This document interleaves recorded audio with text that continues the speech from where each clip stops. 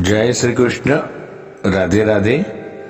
राधे सत्संग में सत्संग का रसपान करते सभी आत्मीयजनों, श्री वल्लभ की प्रेरणा से प्रेरित होकर राधे सत्संग में आज हम देखें विरह रस। विरह रस के बारे में देखें कि विरह रस कितना मूल्यवान है। मिलन से भी कीमती विरह रस क्यों है उसके बारे में देखे जाने। लेकिन इससे पूर्व अगर आपने राधे सत्संग चैनल को सब्सक्राइब न किया हो तो सब्सक्राइब कर लेना, जिससे आपको हर सत्संग की जानकारी मिल सके।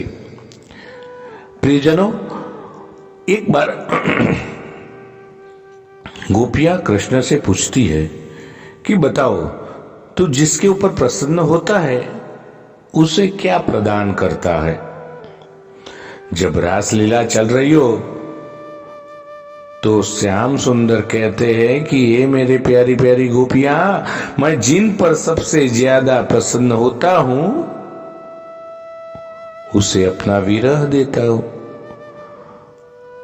गोपियों ने कहा, अच्छा मिलन? कृष्ण कहते हैं, मिलन तो सबसे छोटी वस्तु है। मिलता तो मैं रावण से भी हूं, मिलता तो मैं कुंभकर्ण से भी हूं, मिलता तो मैं मेघनाथ से हूं, कंस के साथ, जरासंध के साथ, विदुरथ, दंतवक्र, रुक्मी, साल, पौंड्रक, दुर्योधन, दुशासन, इनके साथ भी मैं मिलता हूं।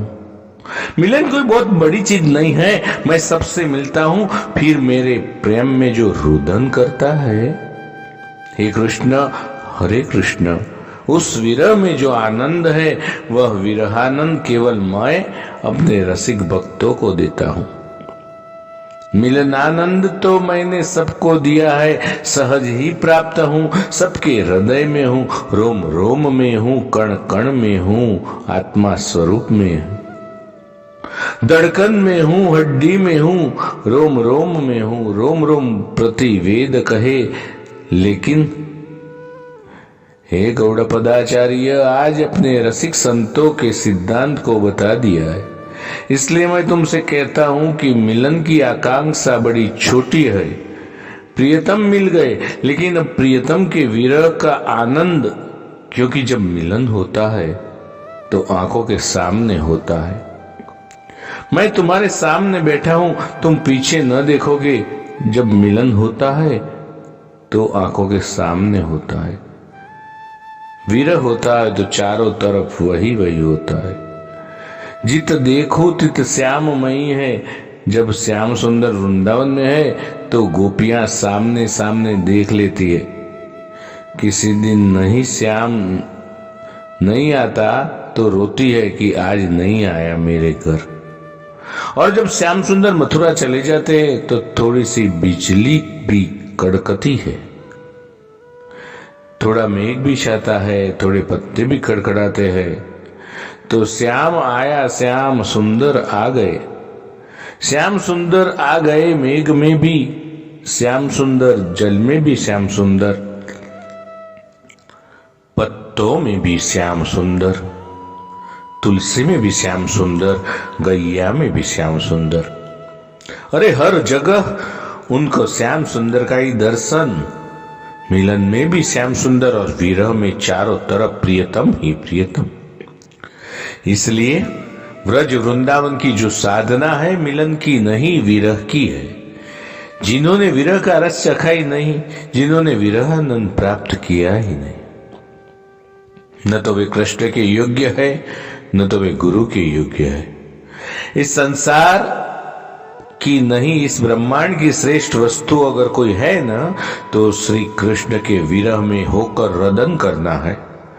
आज है कल गायब हो जाएगी, पर श्री कृष्ण के विरह में यदि तुमको रोना आ गया, तुम्हारे प्रियतम के विरह में तुमको अगर रोना आ गया तो तुम्हारे जीवन में परमानंद और चरमानंद की अब कभी आवश्यकता ही नहीं आएगी, क्योंकि इससे बड़ा परमानंद श्री कृष्ण किसी और को मानते ही नहीं।